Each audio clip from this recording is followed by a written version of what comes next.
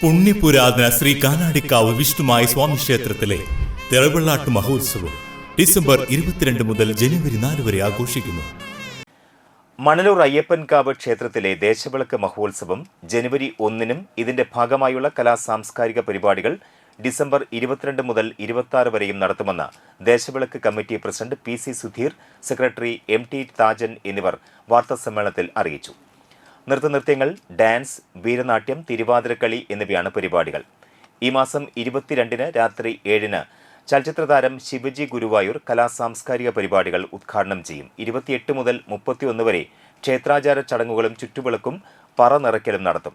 ദേശവിളക്ക് മഹോത്സവ ദിവസമായ ജനുവരി 1-ന് രാവിലെ 8 മണിക്ക് കാഞ്ഞാണി സെന്ററിലെ ശ്രീനാരായണ ഗുരുസ്വാമി സന്നിധിയിൽ നിന്ന് 3 ഗജവീരന്മാർ, തേര്, കാവടി, താലം, പഞ്ചവാദ്യം, നാദസ്വരം, ഉടുക്ക് എന്നിവയോടുകൂടിയ എഴുന്നള്ളിപ്പും നടക്കും.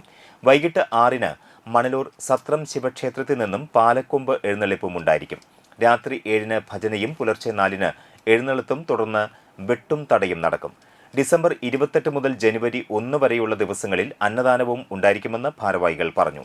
കൺവീനർ സുനിൽ കൊച്ചത്ത്, കമ്മിറ്റി അംഗം പി ബി ആദിത്യൻ എന്നിവരും വാർത്താസമ്മേളനത്തിൽ സംബന്ധിച്ചു.